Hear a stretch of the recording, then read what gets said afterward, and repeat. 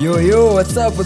Welcome back to Box Football Fiesta with me, your boy Nyata, Kenan, MSC, and the ever-present man like AK Rutto in the building. Yo. Our producer today, Mr. George Kunya.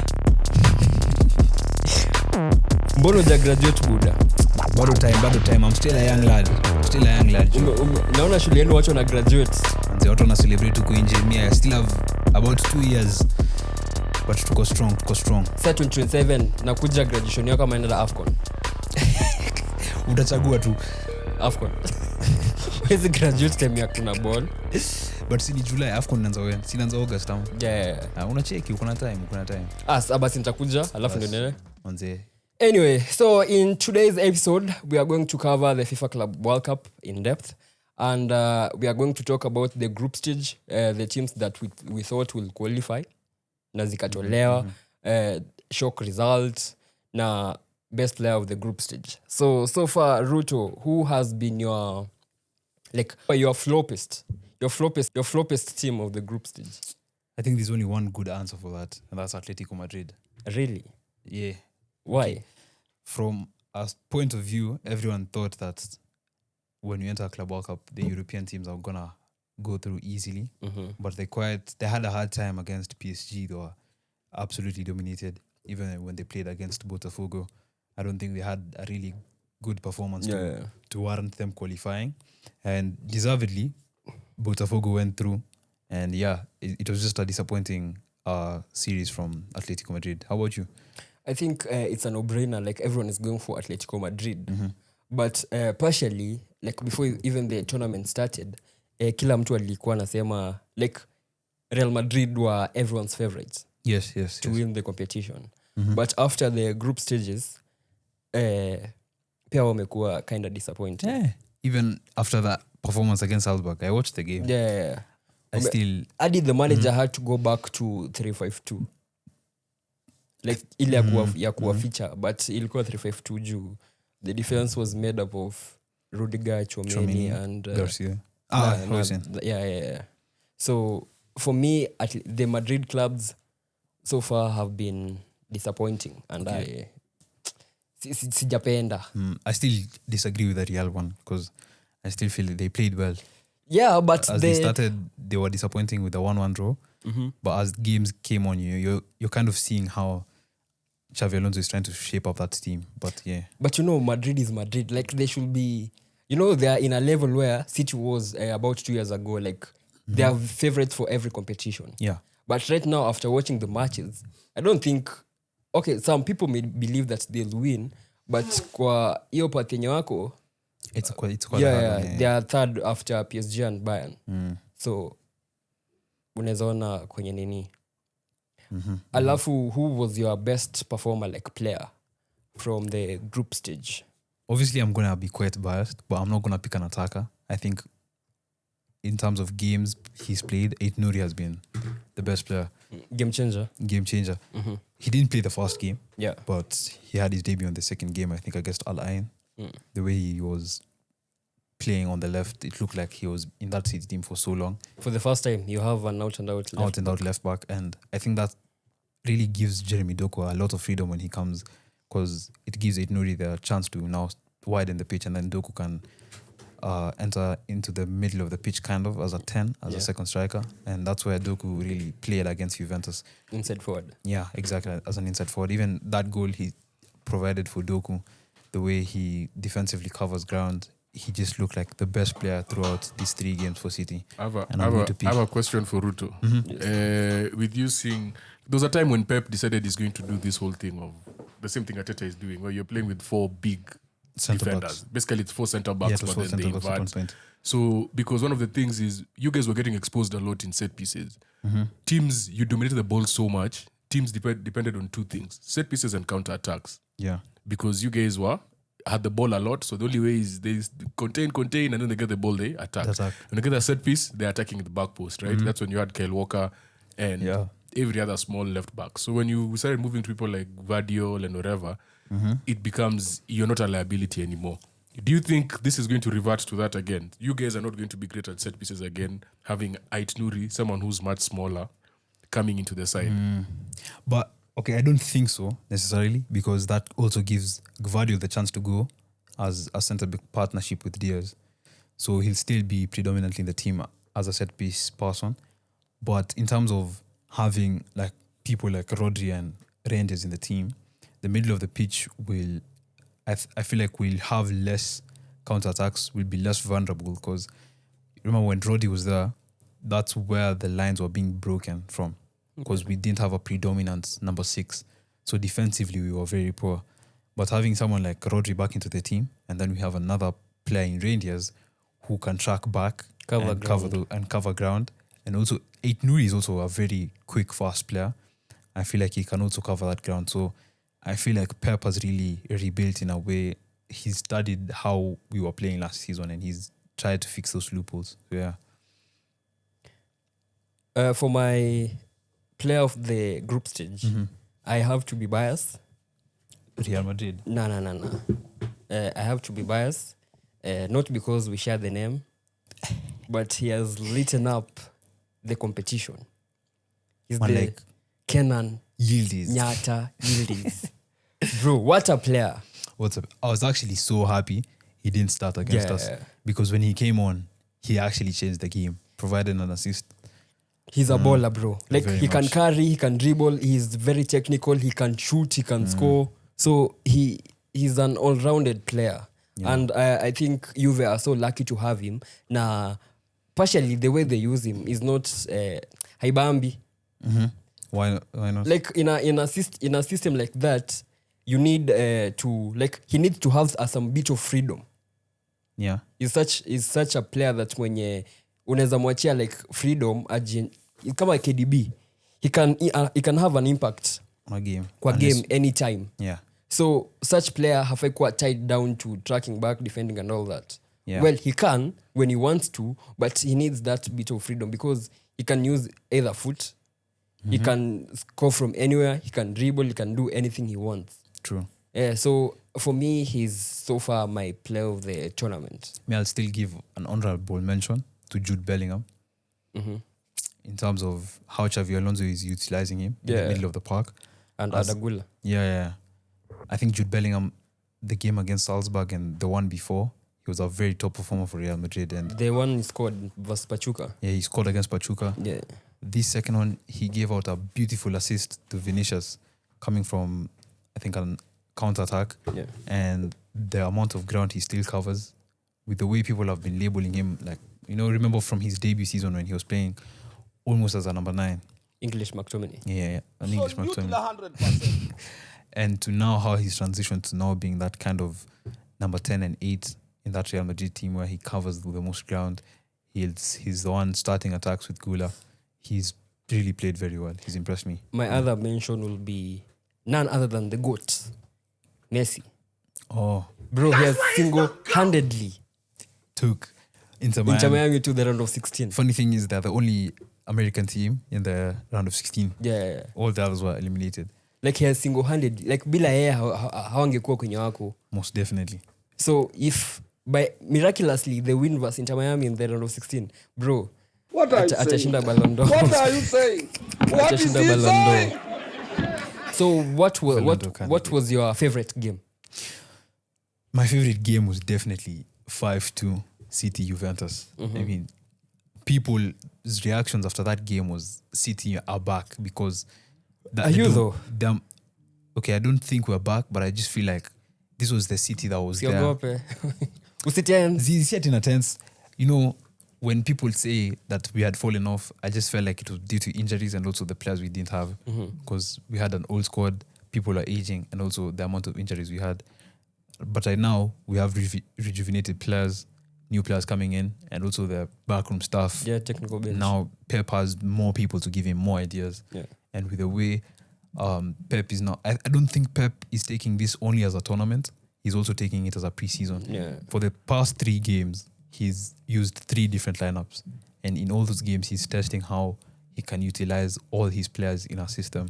And you can see every time during halftime or during the 60th minute, he'll always make a change. He's been making the most changes, trying to test who the best player is at what position. We'll get into that Juve Man City game. I think Kenan should give us his game of the group my game of the group stage has to be none other than Chelsea taking on Flamingo. Sema ukweli. You're more happy about the post-match na admin than the game itself. Sema tu ukweli. You are post-match na Simply because of the hate watch. Like, you know, in America sahi kuna kwanza Dex is in a position to tell us. Ukitoka ilikuwa spring ama summer? Spring. So kulikuwa na joto. So imagine una hate watch kwa joto alafu your team yenye una hate watch actually loses. Yeah. Naingizwa baridi. People were melting, you know? Literally. Yeah. People like Cole Palmer, alafu as in the pre-match, the match itself, alafu the post-match. I think everything about that game was amazing. From how Chelsea they lined up wakanyoroshwa, like Flamingo coming back, then the Flamingo nini admin. Yeah, he had them on toast. That Felipe Luis is a former Chelsea player. So plus I love his principles as a manager.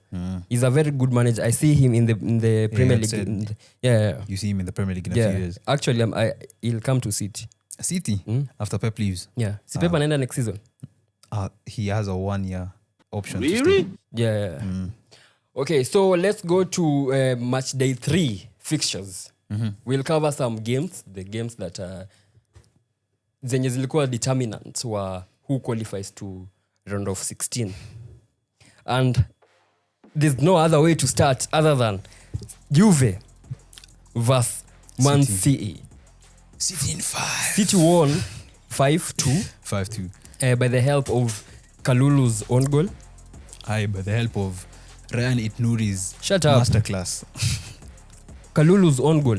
As in, okay, if that, let me ask you guys this question. If that own goal was scored in Kenya, was conceded in Kenya, what wangesema aje? Match fixing. Absolutely 100%. Absolutely 100%. Bro, like he finessed. That was a Haaland finish, classic Haaland finish. Finesse. Finesse on goal. As long as miss kuamini. Alafu the fact that Juve have an history of betting. Anyway, uliona hiyo game. That was a very beautiful display, pure domination. I don't think in the past season we haven't seen City like really dominate a team the way we've seen against Juventus, and it's a nice way of seeing how Pep might, start his teams. This is the first game we've seen Rodri start since last year September, and he started a double pivot with Rangers. I feel like they were very solid defensively and also attacking wise, very fluid, especially Rangers. The way he was pinging balls to Savinho, Mamouche, Doku, Nori also was quite a good performer. Even Haaland when he came on, for most of the first half, we were crossing the ball and putting it inside the area as well. I was seeing if Haaland was there, that would have been a goal. Yeah. But it was obviously Mamouche, and Mamouche likes to exploit spaces as like a second striker, just behind as an inside forward. So even when Haaland came on, when Ederson was feeding balls, I miss your ball kwanza. Like the first touch, Zizi, not the goal he scored, but before he scored, there was I think Savinho passed him, like ile cutback. Oh yeah, then he missed it. I had told my brother, we watched that highlight with my brother. I told him the second one comes, he's gonna score. So the second one came. Rangers passes it to Matheus Nunes, simple tapping. He almost missed it the second one. Yeah. But even Savinho with his goal also beautiful contender for goal of the season. If it wasn't for that Monterrey goal, but definitely a very weak foot. Imagine and hits the bar. Keeper wasn't even moving. So definitely, it's a very good sight, and it's a good thing to see as a City fan. How we're dominating teams, European especially. People would be saying maybe this is not European competition, but it's a good sight to see. Also proud to finish top of the group, and we have an easier path to the final. I think we have the easiest one. But just hopeful for the round of 16. Personally, what I've loved from City, and as much as Juve rotated the squad, sikuanza Kolomwani hakucheza, Thuram hakuwa. Ati hakuanza. So in as much as Juve rotated, I think what I've seen from City ni what I see with PSG. Like right now you can say everyone in your squad akona technical ability except Doku. But what do you mean? but everyone in your squad like can do something out of nothing. Definitely. Everyone is so good on the ball. Alafu the addition of Etnouri, like I'm a fit Tuka glove. Like it was the missing piece on the left. Alafu the fact that now Koloture and Pep Lenders have brought their own ideas of possession. I've seen a little bit bite from your players. Like you can press high. There's some intensity the trying players to are be more hungry now. Yeah. But sasa hiyo in the long run sijui venye mtafanya kwa Premier League. But I think I'm liking it. It's becoming so hard for teams to go man v man versus you. And still the quality on the bench is still quite high. Yeah, so I was impressed by that. Alafu other than that, mko tu sawa. I think you are now the favorites. But can I ask you guys a question? Yes. Over the last 6 months or so, we've just seen Italian teams just capitulating under pressure. Yeah. I am going through like all their fixtures. Juve were number 20 in the Champions League. In the league phase. In the league phase. In the league phase. But they both qualified, right? Yeah. Atalanta also made it to the Champions League, obviously after winning Europa League last year, but they lost. They finished 9th actually. But when you go to the knockout stages, you see Juve were knocked out by PSV. Yeah. Milan. Atalanta were knocked out by Club Brugge. Actually, in the knockout phase, Atalanta knocked out by Club Brugge, PSV knocked out Juventus, and Milan knocked out by Feyenoord. Yeah. Imagine. All in the knockout. Yeah. Right? Inter obviously made it all the way to the final, but we saw what happened in the They final. held the fight. Domination. And then Europa League, we had Roma, who were knocked out by Bilbao in the round of 16. We had Lazio, who were knocked out by Bodo Glimt in the quarters. We have Fiorentina, who made it to the semis of conference and were knocked out by Betis. So that's basically how they have done in Europe. And then on top of that, they didn't do well in the Nations League. They fired the manager. Like, what is up with Italian football? I think their idea of, you see, every country has an identity, right? Of how they play. Yeah. For Italy, I think for them it's modeled around their defense. But do you feel like it's getting found out? Yeah. Because It's even if it's modeled around defense, how do you concede 5? like football now is evolving. Wow, how evolve. Like they still have the ideas of Bonucci, Chiellini, and even if you look Bazzagli. at the Inter team, the average age was like 30 plus. 40. Yeah. Like the midfield is 40. They have a midfield of Barella, Chanaloglu, and Mkhitaryan. in Big 2025. And you're versing against players like Pedri, Yamal. And Vitinha. They have a Chabi who died and resurrected. He's 40, right? Striker. Yeah. Striker, So, big the one who number knocked out Barcelona. Alafu, I don't think they have invested in their academies, in their Youth teams. Yeah, because most of their players in the national team ni where they have Italian ties, but they are from different countries. Like right now, their striker Retegui doesn't know Italian But he's playing for the Italian national team. because his grandma is from Italy. So they are trying to pick those our players when you're on Italian roots from So now he's going to be coached by Gennaro Gattuso. So now, like if ukiangalia vizuri, Brand Michira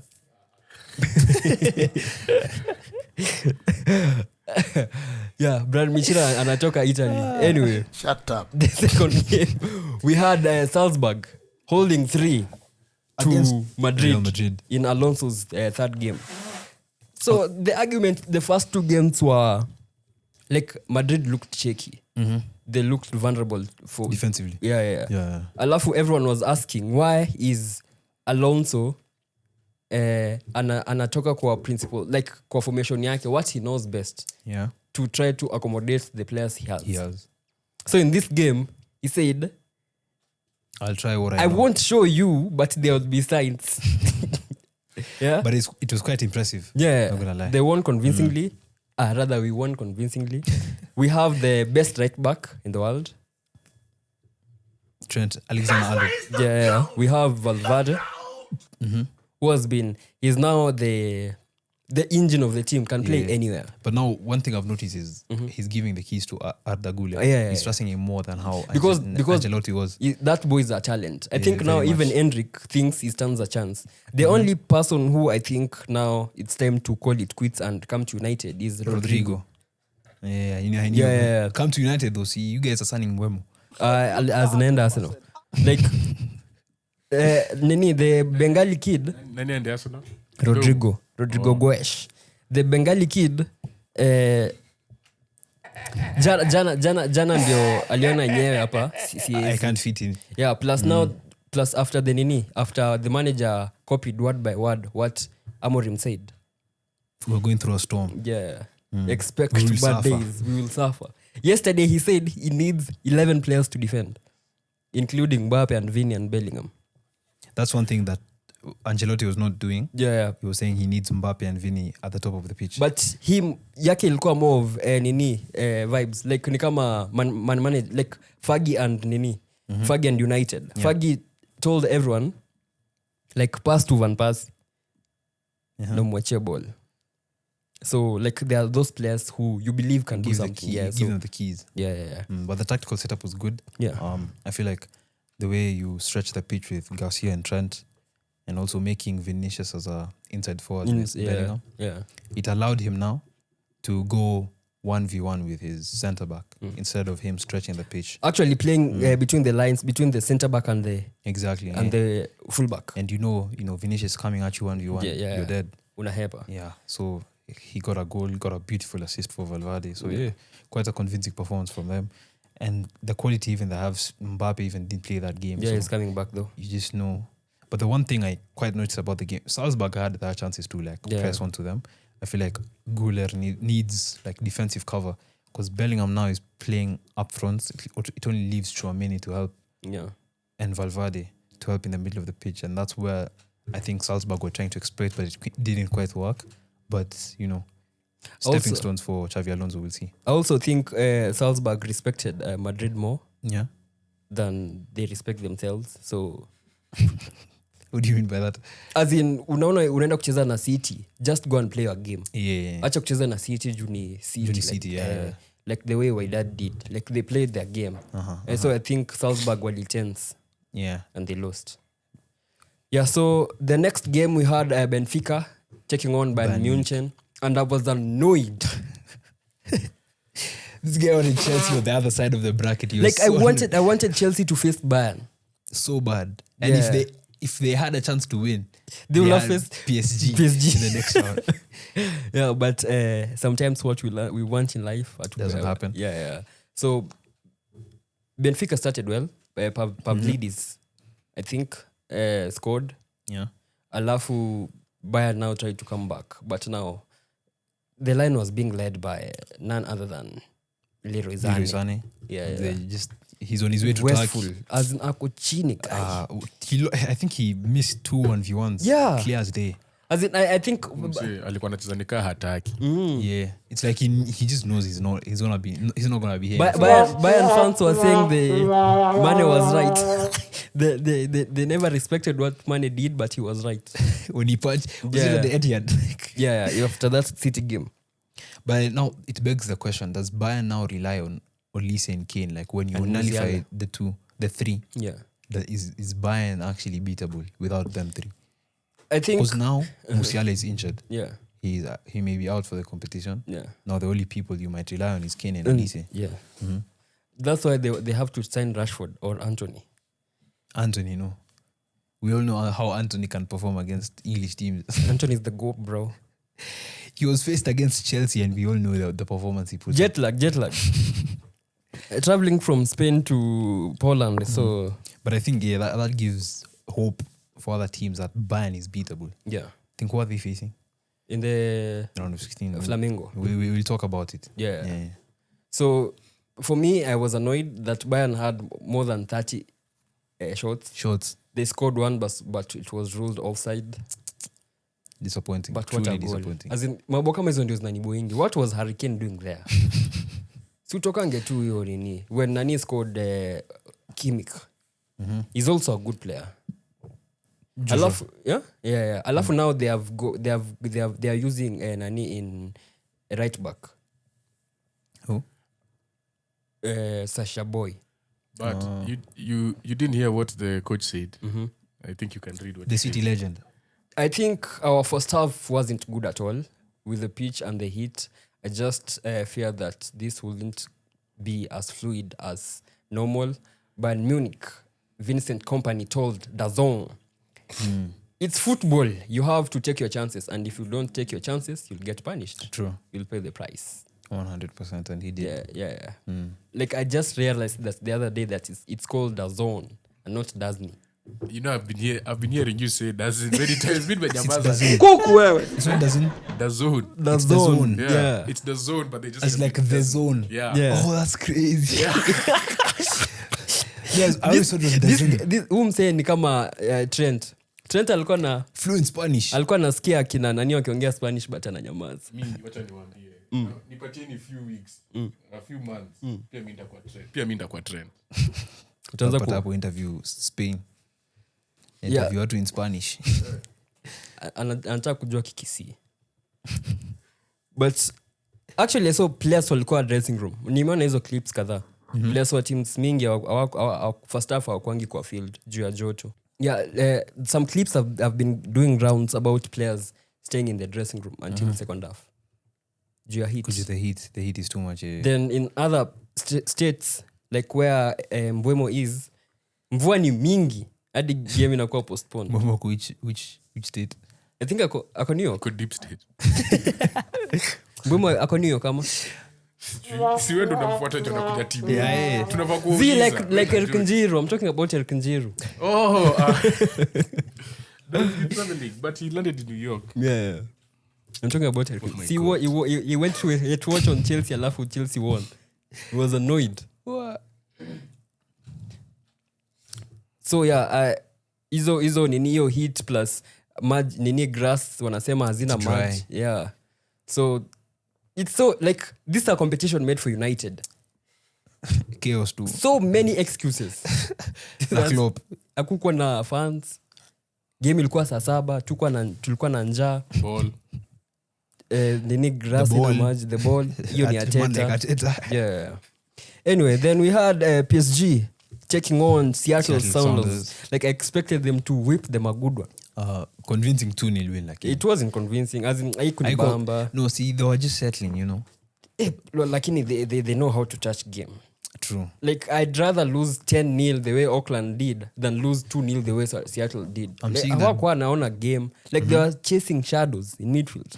Those triangles, the position of play. Hadi Hakimi siku hizi sasa ndio top scorer ya 9. Yeah. Anyone can score in that team, even Donnarumma. It's shocking. But I see that being the final. City PSG. Yeah. That would be a very good matchup, but yeah, they're still looking dangerous. Amid that loss against Botafogo, as Luis Enrique said, it was a very hard defense to break down. Yeah, but they bounced back very well, 2-0 win, and they topped. Yeah, so but wow, go mtu yeyote. Most definitely European champions. Yeah. Then we had Internazionale Milano taking on River Plate.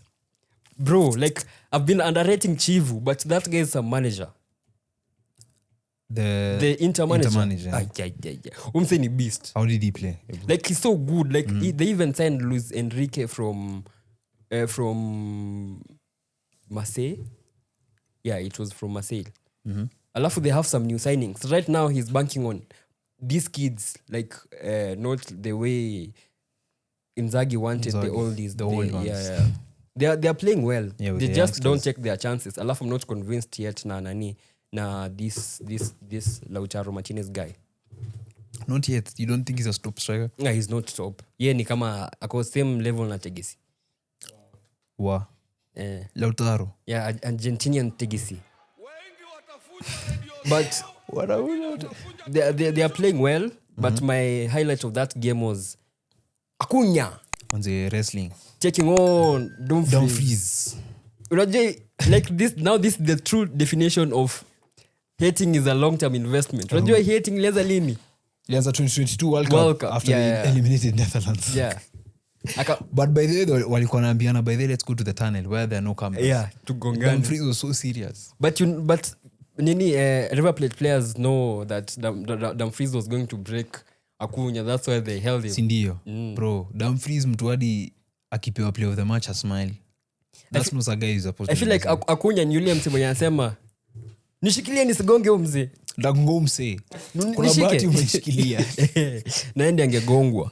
But River Plate they lost, na they're out. I think all the two Argentine teams zimeyaaga mashindano ya FIFA Club World Cup. Na now Mastantuono will come to Madrid. Yeah, the guy who was supposed to come to United, but we didn't activate the release clause. Yeah, so he's going to Madrid. Then the next game we had Atletico Madrid taking on Botafogo in a 1-0 win. Yeah, but it was quite bittersweet because now Atletico, they were unfortunately eliminated from the competition. Yes. How do you think of Atletico's performance? Actually, what the Botafogo manager said is, if I had said back in Brazil that we will get through this group, I would have been criticized by everyone. As in wangesema tu anatumia jaba. So the way they have played, they have shown the Brazilian football, the grit and the identity of Brazil. Plus they have also Alex Telles, former United left back, who guided them. Yeah, but they have outperformed a lot of people's expectations. True, very true. Yeah. So personally, the way I told you, if we have the best manager currently in the world, Luis Enrique, saying this team is so hard to break them defensively. Alafu they are facing an Atletico side who have Grisou, who hasn't scored a goal in I don't know how many. But months. he scored. Did he score in yeah, that he game? broke his duck this game, but he hadn't scored. Then they have Julian Alvarez mwenye hajisikii kukaa huko tena. Yeah, I think he should go to Barca. Yeah. Barcelona is a Barca and Liverpool want him. So Real Madrid, Atletico rather, didn't do much to win that game. True. Plus they knew ishaenda. Yeah. Because they now didn't have that determination to get it back to they were banking on other results to go their way, but ukiangalia they weren't focusing on themselves. Yeah. So wakajua tu ishaenda, and they won, but they were eliminated, unfortunately. So ngoja 2034, which will be held in Kenya. God willing. And Shabana will be representing our country. So we go straight to the round of 16. And we give the pathway to the final. And before we give the teams that have qualified a small research, a small insight is the word. How teams like go through to like how the draw was predetermined. Number ones will be going to take on number twos. So instead of going to do the draw manually, the draw was done predetermined before, after the nini was given, the group stage, on the way to all the way to the final. So hakuna ati hii imenunuliwa, ni bidii yako sasa. Like ukiangalia group stage, then you know who you are going to face ukimaliza namba yenye unaweza maliza. So the first game, you can tell me the teams that have qualified for round of 16. So obviously, as mentioned, those are preset pairing based on group winners and runners-up. And group winner of Group A, number 1A, takes on 2B. So it's Palmeiras versus Botafogo. Then 1C takes on 2D with... this is wrong. Kinan. Is it? Producer amekuwekea vitu bro. Tuende kazi. Oh no, it's right. It's right. Nashanganiaje? Sorry. Ndio amesoma 2D akadhani ni timu ya D ndio imeni. Okay, like I just confused a bit, but it's okay. Let me just start it again. Yeah. Take two. So as mentioned by Kenan, there's a preset pairings based on group winner and runners up. So firstly, the winner of Group 1, Group A, number 1 takes on the number 2 runners-up of Group B. So that's Palmeiras taking on Botafogo. Winner of Group C, 1C, takes on the runners-up of Group D, that's 2D, that's Benfica taking on Chelsea. The winner of Group B, that's Paris Saint-Germain, takes on the runners-up of Group A, that's Inter Miami. The winner of Group D, 1D, of Flamenco, takes on the runners-up of Group C, which is Bayern Munich. Then the winner of 1E, Inter Milan, takes on the runners-up of Group F, which is Fluminense. Then the winner of Group G, Manchester City, takes on the runners-up of Group H, which is Al Hilal FC. Then the winner of Group H, 1H, Real Madrid, takes on the runners-up of 2G, Group G, which is Juventus. Then lastly, the winner of Group F, which is Borussia Dortmund, takes on the runners-up of Group E, which is Monterrey. Then on the pathway, we have the left side, where we have a Carabao-esque path of the teams to the final. And on the right side, we have a Champions League. So on the left side, where City are. is Palmeiras, Botafogo, Benfica, Chelsea, Inter Milan, Fluminense, and Manchester City and Al Hilal. Yes. So the winner of Al Hilal and Manchester City takes on the winner of Inter Milan and Fluminense. The winner of Chelsea, Benfica, takes on the winner of Palmeiras and Botafogo. Then on the right side, it consists of PSG, Inter Miami, Bayern Munich, Borussia Dortmund, Monterrey, then Real Madrid and Juventus. The winner of Paris Saint-Germain and Inter Miami takes on the winner of Bayern Munich and Flamenco. Then the winner of Borussia Dortmund and Monterrey takes on the winner of Real Madrid and Juventus. Yeah, so now we go to the predictions. Round of 16. And on the first match, we have an all-Brazilian derby. Palmeiras taking on Botafogo. Yeah. I feel like Botafogo have been the most convincing Brazilian team in these tournaments. I think they were the winners of the Copa Libertadores. Yes. Yeah. So convincingly they beat PSG. They held on against Atletico. They've been defensively sound, even attacking wise with their principles. I'm going for a 2-0 Botafogo win. Something with tournaments rather, like such as this, is we have entertaining football when teams of different continents, different country take on each other. Yeah, but not on of the same country. So like even in Champions League, the most boring finals we've had have been teams of the same country. But I think this one will have hype. Yeah, unajua watu wanachezea pia nini? Unajua sahi all eyes on you. How many times do you watch Brazilian football? Facts. Sahi watu wanajua, bro nikicheza vizuri hapa. Naweza chapwa hii game, but ile game ya Benfica wanaweza ni sign. Yeah. So it's true. Yeah. And the Brazilian fans have been the most in this tournament. Yeah. Actually we had was it the Flamengo game? We had their rivals travel from Brazil to go and hate watch on Flamengo. Wow. So it means a lot to them. Plus, the football culture in Brazil. Yeah, so Palmeiras also haven't been convincing. I watched 2 of their 3 games. They are too dependent on Estavio, the Chelsea wonder kid. And I don't think he alone can break down the Botafogo defense. Yeah, so I'm going for Botafogo to win 2-1 and go through to the quarterfinals. Yeah. Then the second game we have Chelsea taking on Benfica FC. Bro, like I think it's a day game. You won this game. You wanted Chelsea with the other bracket. I never swear it. Because unajua yeye alishasema Chelsea wanatolewa round of 16. Yeah. So uko nje bro. So niko nje mbaya.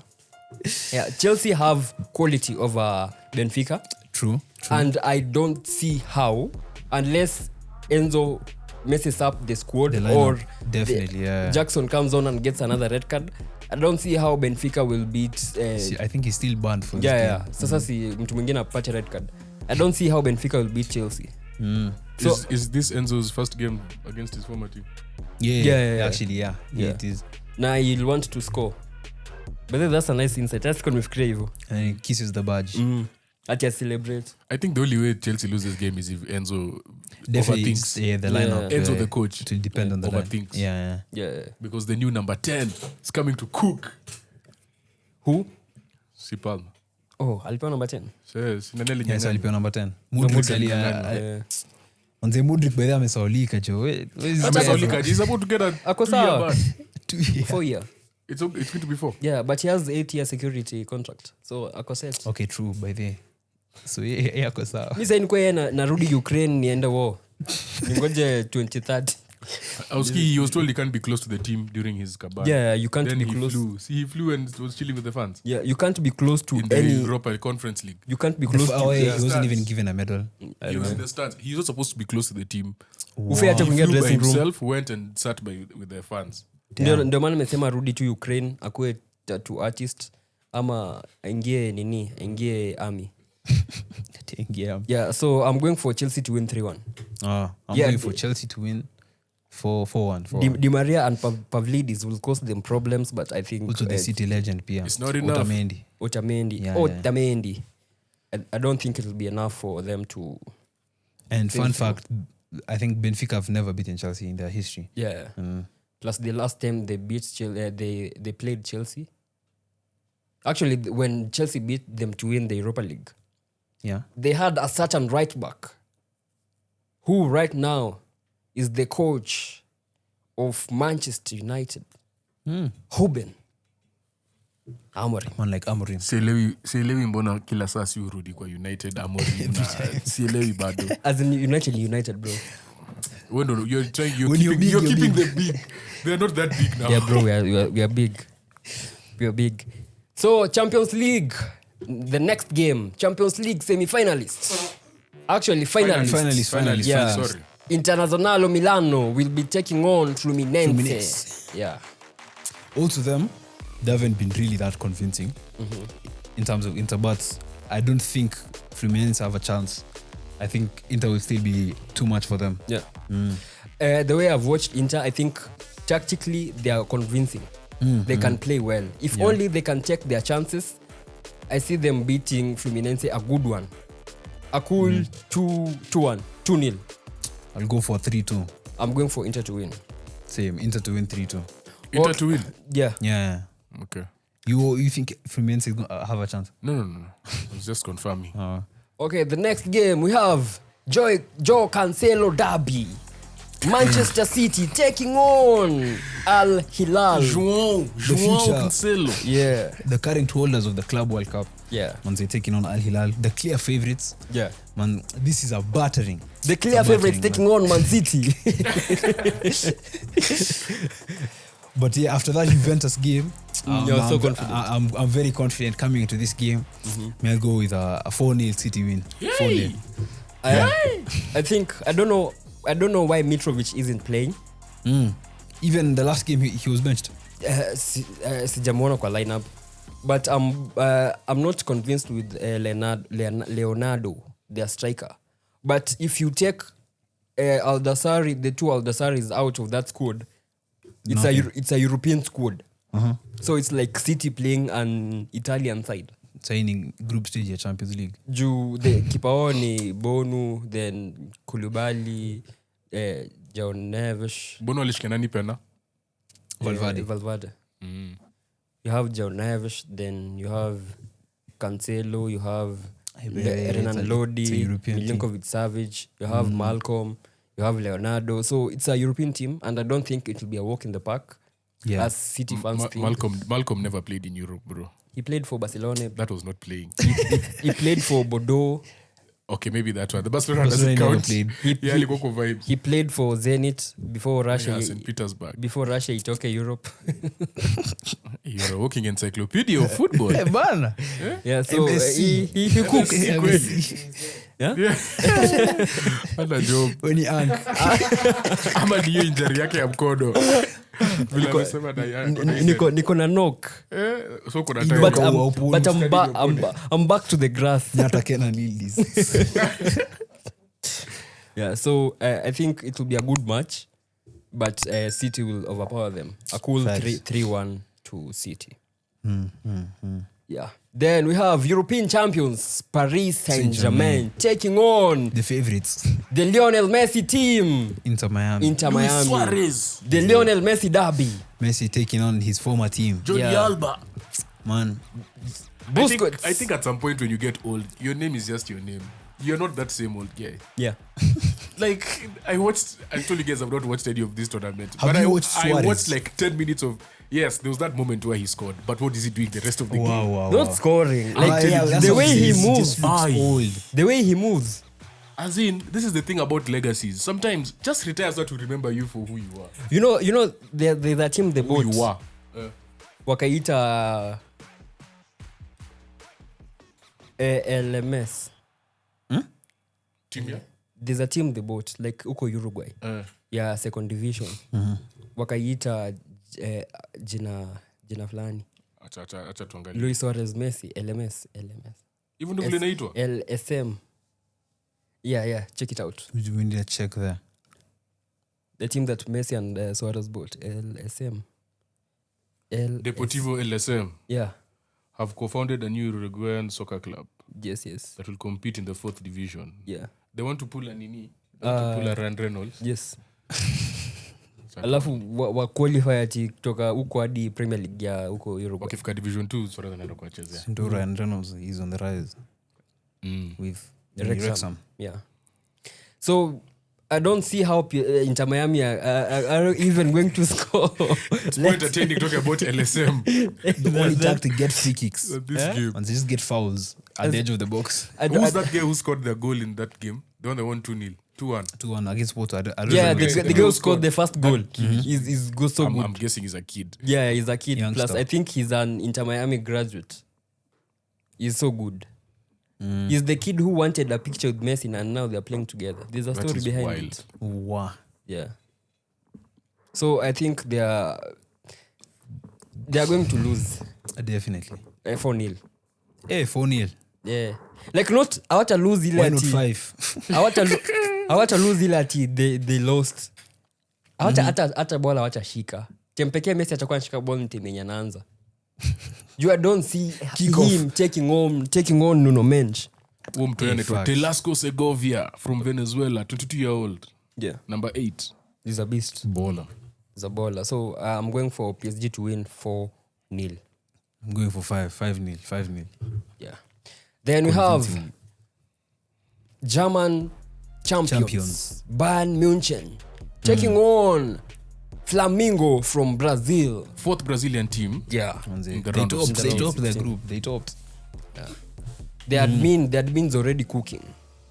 The admin They're will already win. cooking the tweets. He will win memes. admin Dio. Admin akomboka mbaya. This will all depend on Olise and Kane. I just feel Yeah. With you and the way they played against Benfica, Olise and Kane are the keys to that team. But they'll be on it that day. I feel like. I want to be. Can I hate? You want to eat That watch? is all you do. Why are you pretending? Like He's a Man United fan. That's what he does. I think this will be the first game that will go to Penalties. No, Or extra extra time. time. And then Enrique, the Flamingo guy who comes on and does the work, he'll do the Lord's work. And Bayern Munich will be eliminated. Big prediction. So full 90, I think it will be a draw. Then they go to the penalties. And like you, I think there's going to be more games that are going to extra time. Simply because of 2 factors. People are playing at the end of the season. People did not want to play this tournament. Yeah. Facts. And if you think about the teams that are now making round of 16, most of these players also played Nations League. Yeah. So they played their leagues, then they went to Nations League, and then now they are playing Club this World Cup. where they would be No resting. rest. Actually, So that's number 1. And then number 2, the Heat. Flamingo played 76 games before they came to the FIFA Club That World is Cup. 76. They went all the unaona venye si tuko na Carabao FA. Oh, kuna yao pia. Yeah, walienda all through to the To finals. the finals in Yeah. all competitions. Yeah. So Mad. for me, I'm seeing all these teams. There has to be a few extra times. There's no way. You know, as the way we're saying, oh, PSG are going to win this thing or this game. That's why I think. And then they come and they're like, let's just win 1-0 or 2-0 and just nini. That's why- Maze, Mwilis in. That's why I think City have a very big advantage because we Juamkucha season. Like players Okay, wengi sasa, walikuwa nje. we didn't go the whole season in all competitions. Kucheza. And then also we have more players. Like I think we're the only team that can confidently change 7 players and still play dominantly. Yeah. Plus players wenu wengi walikuwa injured. Manze akina Stones, akina Rodri. Rodri's coming back. No, Haaland. I love Pierre Cherki. Mamouche. Our player of the tournament. Hey. Mamouche alikuwa injured. Mamouche alikuwa injured Sagafi. When was the last time he scored? Was Bournemouth? Wait. Was it injured? Mbona kufunga? Yeah, as in that's the excuse. Yeah, so who we got? Bayern, Flamengo? I'm still going for Bayern. Extra time. You're going Bayern though? Flamengo. Oh, Flamengo. Yeah. Musema Bayern. Then next, we have Job Bellingham's Borussia Dortmund taking on Sergio Ramos Monterrey. By the Monterrey have been convincing, bro. Bro, they have ballers. I love kitu yenye wananibamba wanacheza kama Kisii. Guys are ballers. Wanacheza kama Kisii. Some guys are ballers. You see how Wakisi, you see how Kisii plays. Yeah. Game haitaisha kama I'll just shoot from anywhere. Bas. So I love shooting. Like Bruno will smile. The fun fact, Monterrey are still unbeaten. Yeah. In the competition. Yeah. They drew their first 2 games. Then they won the last one. Convincingly. Wow. And one of their games was against Inter. Yeah. And they almost beat Inter. Manzemi, I'm going for Monterrey. They won on XG. Same, I'm going for Monterrey to win. Monterrey to win. 2-0. Yeah. 2-1. I'd say 2-1. Yeah. Bas. I also have to say something. Mm-hmm. Say it. I understand why he changed his name to Job. Okay, it's his name still, but I understand why he's using Job.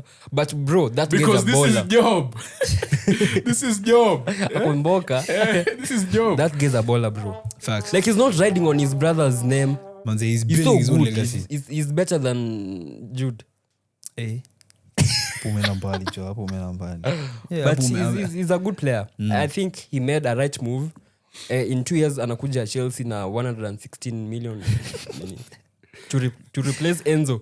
Enzo mwenye atakuwa ashaboeka over 16 years. Ameenda Barcelona. Over 16 years. And Barcelona kufanya? Si ku replace. Watch game. Ku replace Frankie. De Jong. Him, Pedri, and Rafinha. Then Rashford, Lamine, and Zaxi hapo mbele.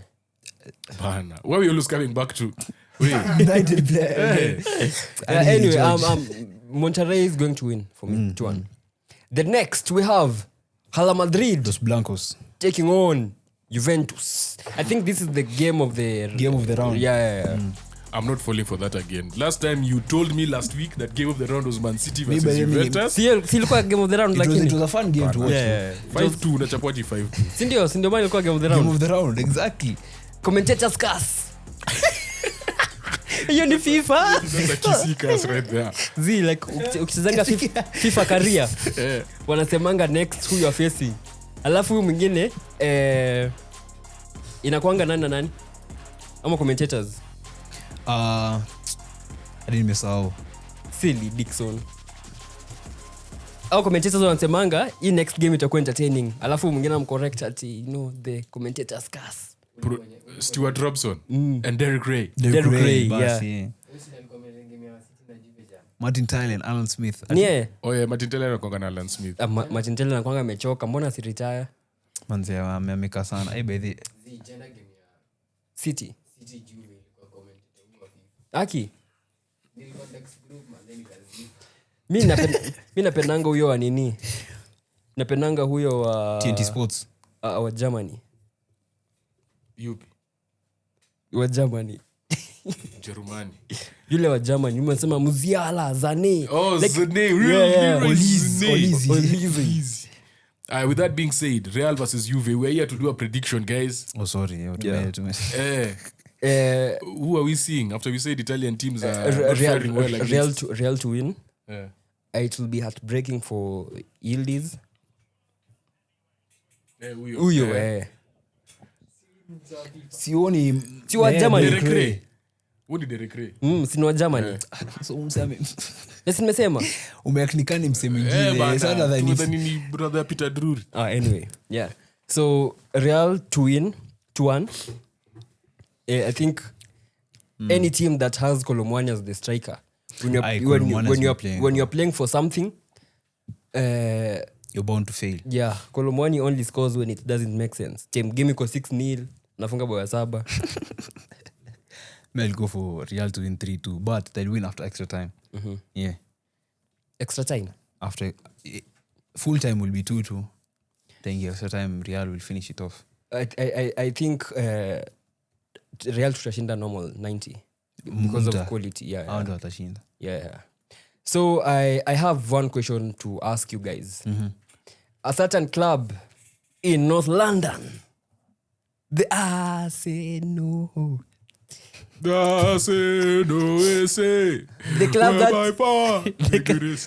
club that has been looking for a striker. They have now signed a centre back, a CDM, and a goalkeeper. So between Nogard and Eze, Ndegs, take us through.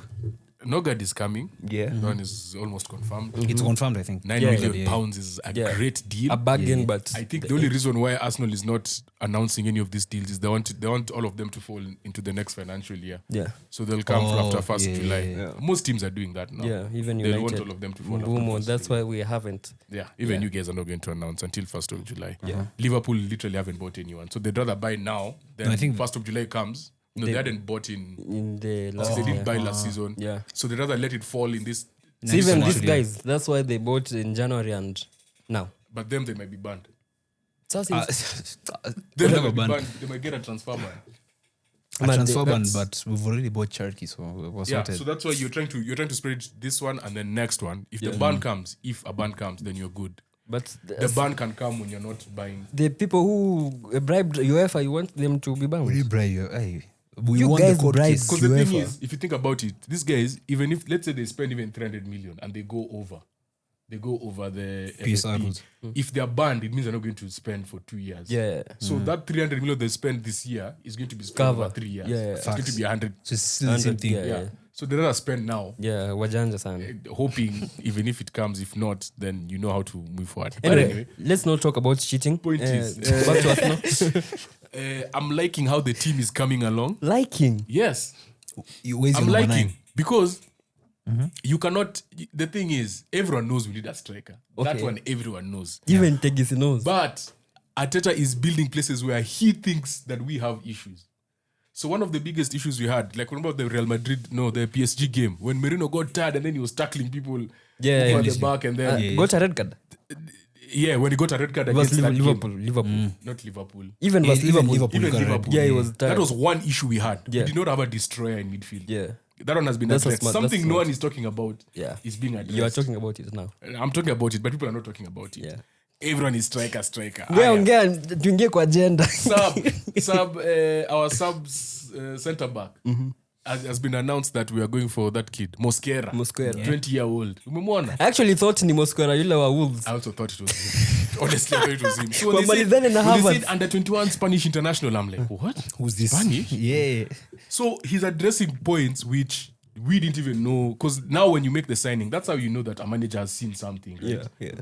That sub centre back was a key place to fill in. Especially after Gabriel and Calafiori got injured. And then Tomiyasu was long-term out. Tomiyasu is a long-term injury. So now you have to use Ben White. Nogard, knowing very well that most likely Partey is gone. Yeah.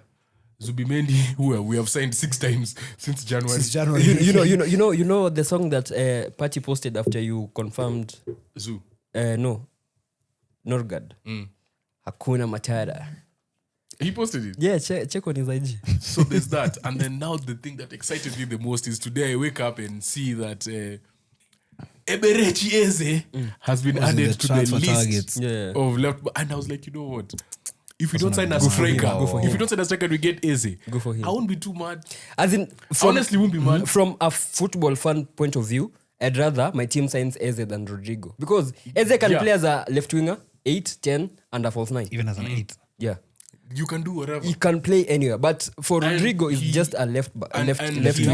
He has that DNA of, those Arsenal ballers. Yeah. Samir Nasri. Like, it's been a long time since we've had that. We've been in such a rigid system. Hatujakuwa na msee mwenye. Yeah, so with that flair, honestly, we definitely, everyone knows we need a striker. But if we don't get a striker and we get Nogard, Eze, Mosquera, And Kepa. and Kepa is already For in. penalties. This 5 million. This next title race is looking crazy. Yeah. City, Liverpool, United. I knew he was gonna say it. lazima tuko hapo. So yeah, I'm things are looking good. Things are looking good. You don't have to make big splashes. Sometimes it's about, another thing about Nogard is Premier League I experience. feel like we've had so many players of one mold. Those ones who can sort of do everything. Like you know, like how Rice was brought in, and you've seen he can be the 6, he can be the 8, he can take free kicks, take corners. Sometimes you just need a specialist. You need someone who's totally different. Because throwing specialist, no good. Yeah, Partey Rice, if you think about it, Rice cannot pass from the back. But Rice can't pass. Yeah. Partey can. But Partey doesn't pass to the left. He only passes to the right. He's left, right? No, Party. He's right-footed, right. but he only passes to Saka's side. Most of his passes go towards that Kwenye side. tumbo inaangalia. Yet a guy like Zubimendi is, I'm spreading. So you see that already is an upgrade. Yes, you don't get the actually he's younger. He's not going to miss as many games as Partey. Honestly, Zubimendi is an upgrade on Rice. That and I can think, change I mean, on Partey. Yeah. But mostly because of age, in my opinion. Yeah. Because Partey, yes, this last season he played well, but what did he give us the last 2 seasons? Nothing. When he was fit, he was good, but then he was getting injured a lot. Sometimes then availability is the best ability. Nogard is the guy who, bro, hakuna passing range. No passing range. But when it comes to destroying things at the back there, He's there. Sometimes you need a cockler. Danish Casemiro. 9 Plus- million, and he's 31 years old. plus throwing. That's someone who you've bought who has drive. This thing of signing young players is good, but you can't be signing young players all the time. Actually, I saw that Saka now is the most experienced player in your team. So And he's the captain of Brentford. Nogard. And I understand why you signed Nogard. Saka, Martinelli, and Saka, Martinelli, Havertz. Most experienced in what sense? Like one ndio amecheza most years in the Premier League. Na Rice Yeah, Rice. in your sure. squad. So now they are more or less under 25 exempt Rice. So you need leadership in your squad because you are going to play, now you are going to aim for Carabao and FA. We're aiming for everything. Everything. Carabao and FA. Carabao right? and FA. Yeah. Premier League, Champions League. Achia City. Alafu United pia. Yeah, hapo kwa Premier. Sisi ndio decide. The Premier League champions. Yeah. Kwanza umeona Liverpool, we are playing Liverpool on 2nd May. They give us a guard of honor. At OT, bro. Wanatupea guard of honor. Hata nikwambie, the best thing about these fixtures coming out, nimeangalia fixtures zetu towards the end of the season. The first 5 games, United are only getting 3. No, we are getting against Burnley. Niliona hiyo video yenyu by the way. 13 points. Hata Burnley sijui, bro. We are getting 13 points. Uko sure. Burnley. Bro, we have Cunha and Mbeumo. And now Ule keeper Burnley anaitwa ni Trafford. yeah. James Trafford. City City graduate. graduate. Sasa wamesign No, and who's signing him? He's a City si graduate. yako nini? No, I thought Trafford was being signed by someone. Yeah, ako Burnley, but they have signed a goalkeeper. Trafford is being Newcastle. Newcastle Want to sign Trafford. Yeah. That's why they have signed a They goalkeeper. want to sign Trafford. He's being nuked. It's the new Trafford. Wanamsaka. Actually, even United wanted him. Now United are interested in Martinez, who is likely to miss the first 3 games. The Premier League. Nalipewa It's red okay. versus Even United. Casemiro missed his first. Oh, He's missed because of 8 the games red in the of first the season. last season. Yeah. Casemiro was more like Ten Hag trying to integrate him to the squad. Like Kabako. But Yeah, that's Arsenal. Signings. Who else has impressed you other than Liverpool, of course? United. Okay, Who have you signed? not Like, Manchester who are United. you? I mean, obviously there's Cunha, but who are you? Mbeumo. Like now we are signing Mbeumo. Then the manager said he needs Do you think Mbeumo is just a rental? no. Because if you guys, let's say you guys compete for the league, Bro, in like, January, like right now, let you me tell guys you. are going to say Mbeumo is going to need to be upgraded. I I am 100% sure. Let me tell you. Yeah, let me tell you. definitely. Let me if tell these you. guys are top 4, Let me tell you, bro. Let me tell you something, yeah? If today Liverpool sold Salah, yeah, and they're going for a like replacement, and they can't sign Saka, they will have signed Mbeumo. you know. Nikataze. Hiyo ni Who uongo.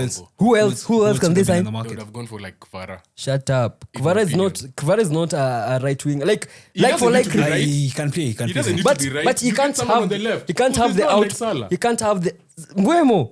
He can't You've gone too far. he can't have the output Yeah. Mbeumo I'm not is gonna be on kusign Ahmad. bro like the people who Man like Ahmad. the people who we've signed ni players wenye who don't need who don't need an environment. They don't need an environment. They'll perform regardless. Yeah? Under pressure. Regardless. And they are okay, kitu pekee nanishtua ni they are the two overperformers of their XG. So meaning last season they overperformed. Yeah. So the next season United fans wakifunga bao mbili each, understand. But as long as Mbeumo is close to Salah, as if Mbeumo scores versus Arsenal, Big prediction. Match week 1. imeisha. Saka will never. As we finish the pod, producer unaanza hiyo outro.